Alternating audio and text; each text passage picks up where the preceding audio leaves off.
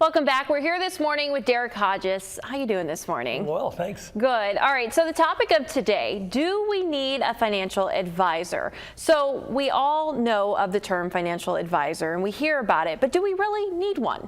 How about a definitive answer of maybe? I think there's cases where absolutely a financial advisor adds massive value, but I think there's situations where somebody may not need an advisor.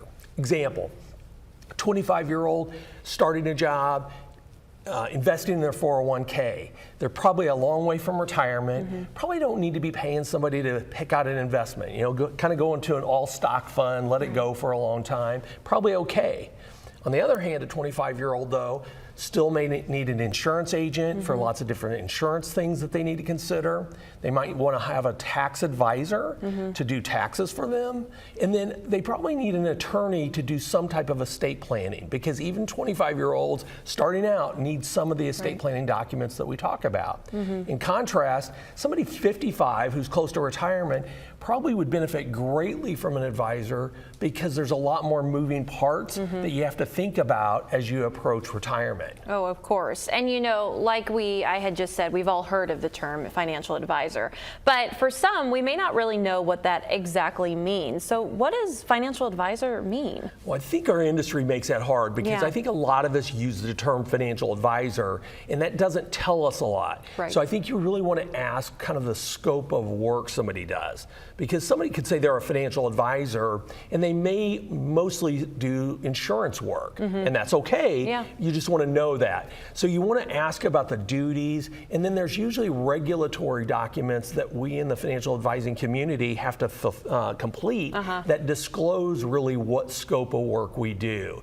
I'm a comprehensive planner. We do lots of planning work. We do investing. We do kind of a lot of different things, and we have to disclose all of those things and explain our credentials that allow us to do those things. Right, of course. And so then, if we're looking for a financial advisor of any sort, what kind of questions should we be asking them? Because obviously they're going to be controlling certain parts of our, investments, our money, that sort of thing, and we need to ask those important questions. So what would that look like?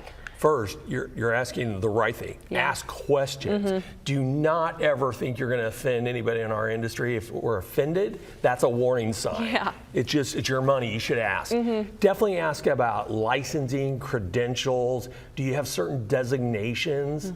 Check background. So I would say that 99% of advisors probably are good, safe, decent people, but there's always a bad apple here and there. I would always recommend checking all the regulators who have websites. So I don't know if in the show notes if you can put it in there or not, but as a financial planner, we have a regulatory filing we make, and the federal government has a site you can look and see all of our information. If somebody is a investment advisor and works for a broker, they also have a website you can go to and see the same things. And if they have infractions, or what we would call disclosures, where they did something wrong, you can see that. And insurance agents, every state insurance commissioner has a site where you can look and make sure somebody is licensed and if they have any infractions. Yeah, that's super helpful. I feel like that's something that probably is best to do if you're meeting with someone new and you just don't, know their background quite as well. And so being able to have those resources to go online and check those licenses and see what they're all about, that is super helpful. Do you think that for people who are on the fence of getting a financial advisor, do you think it's probably good to just reach out and talk to that financial advisor just to get advice if they would be a good proponent? Never hurts. And listen, going to have a conversation doesn't mean you have to hire anybody. It's really great to have conversations, ask up front, is there any kind of fee up front to do that?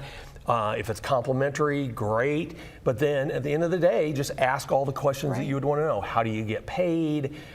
How are my interests aligned with yours? Do you represent a company? Ask away. And we ought to be willing to answer those questions. Yeah, that's super important, is to ask those questions that are only going to benefit you. Well, thanks so much for joining us this morning. Hopefully you got some clarity. If you maybe don't have a financial advisor, if you're looking for one or whatever it may be, maybe you received some clarity today. We'll be back in just a bit.